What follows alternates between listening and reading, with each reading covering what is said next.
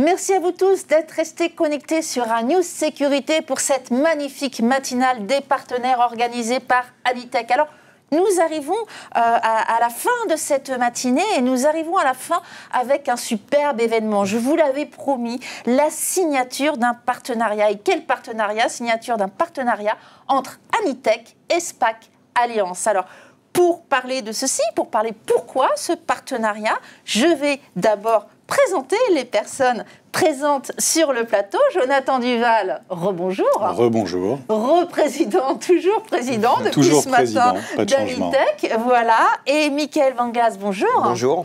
Et Michael, vous êtes secrétaire général de SPAC Alliance. Alors, SPAC Alliance, fondée en 2020, est née d'un constat simple. La sécurité européenne doit être intelligente, bâti sur des standards de confiance et des certifications, rendant les systèmes interopérables et fiables. Vous avez peut-être un petit mot à ajouter sur ceci? Oui, alors tout à fait. SPAC Alliance, comme vous l'avez dit, constat simple. Il faut que la sécurité soit basée sur des normes, sur les plus hauts niveaux de sécurité, tout simplement. Et aujourd'hui, SPAC Alliance fédère plus de 70 membres, donc industriels, intégrateurs et institutionnels également. Donc, c'est les acteurs de la sécurité physique et logique. Parce que maintenant, la sécurité la cybersécurité va de pair avec la sécurité physique.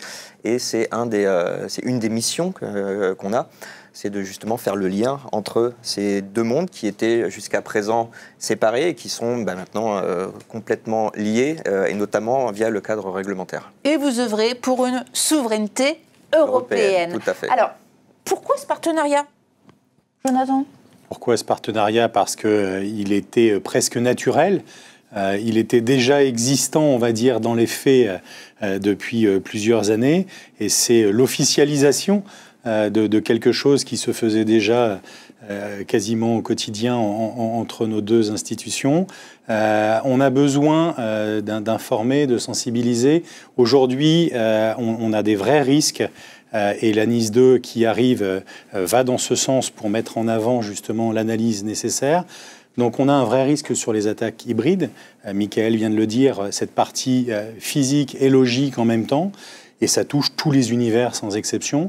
Donc aussi bien pour nos adhérents que pour les adhérents de SPAC Alliance, il est nécessaire d'avoir un discours commun, de sensibiliser, d'accompagner, de former, d'être le plus présent et le plus d'actualité sur le sujet. Donc c'est un vrai sujet pour nous deux. Merci beaucoup Jonathan, on le voit, c'est cet enjeu et ce souhait de vraiment informer et sensibiliser l'ensemble des adhérents d'Anitech sur ces notions de souveraineté européenne et d'intégrer les standards et les solutions à ce niveau.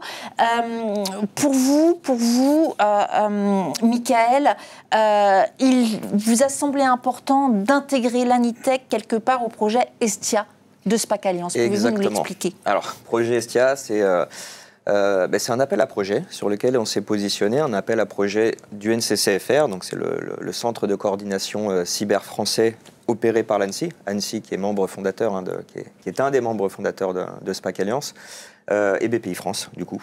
Donc c'est vraiment un appel à projet avec des fonds européens, donc c'est un cascade funding.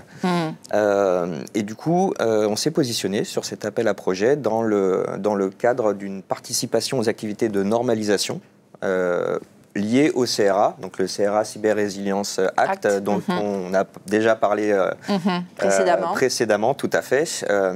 Et par contre, ce qu'il faut savoir, c'est que la Commission européenne a demandé dans un acte d'exécution de février, donc c'est assez récent, la création de 41 normes pour justement se mettre en conformité avec ce Cyber Resilience Act.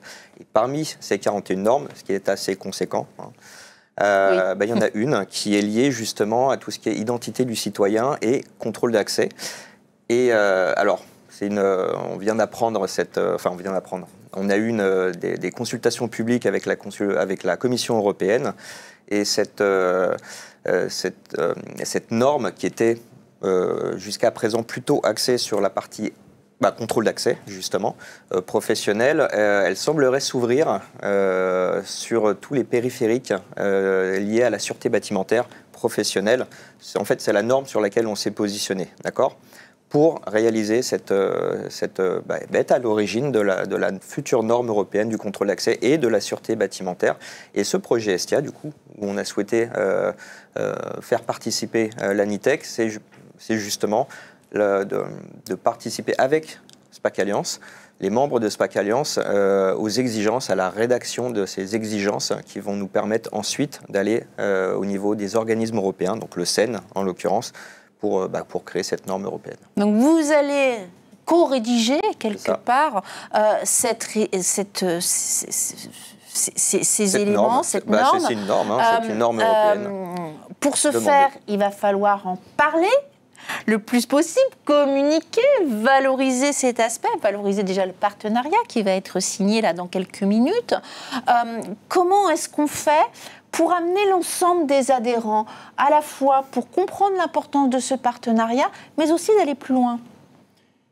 Alors, du côté ANITEC, ça va se faire assez naturellement. L'ANITEC représentant les installateurs intégrateurs, on est avec ce rôle central et un peu pivot dans l'écosystème de la sécurité électronique entre les institutionnels, les constructeurs, les clients, les donneurs d'ordre. Donc on a ces remontées terrain, on va dire, naturelles qui sont faites, aussi bien de la part des constructeurs que des clients et des utilisateurs finaux. Et le fait de participer à ce groupe de travail Estia avec la SPAC Alliance nous permet de faire ces partages d'expériences et de participer de façon technique et concrète, et d'apporter notre petite pierre à l'édifice à ce groupe de travail et d'être présent. Et en même temps, si on voit des choses qui peuvent justement apporter une amélioration et un point fort pour l'ensemble des intégrateurs, être présent pour les accompagner au quotidien, pour les faire monter en compétences. Aujourd'hui, il y a un vrai besoin dans nos univers, là on parle de normalisation, mais d'avoir des gens qui soient compétents, formés et qui apportent la bonne information derrière. Dans le cadre de la NIS 2, on va avoir un vrai rôle de conseil, encore plus important que celui qui a toujours été existant, et il est vraiment primordial que l'on soit présent sur ce terrain. Les travaux ont démarré ? Alors, les travaux ont démarré, et si je peux même compléter ce qu'a dit Jonathan. Bien sûr.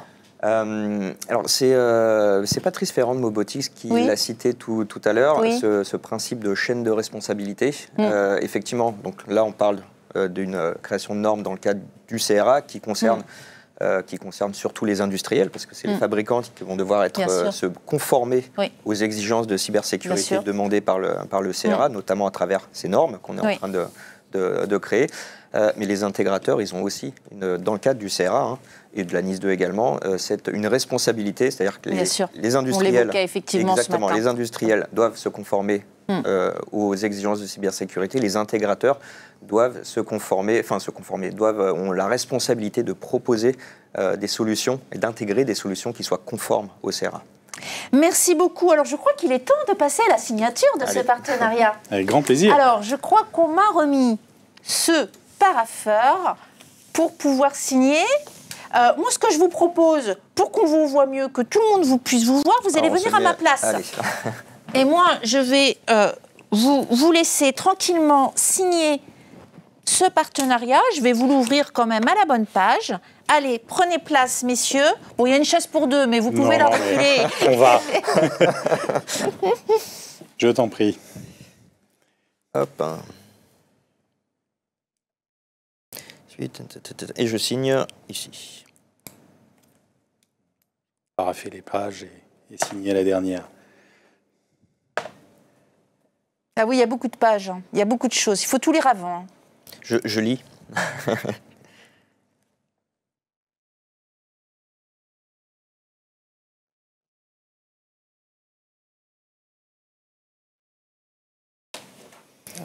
Merci.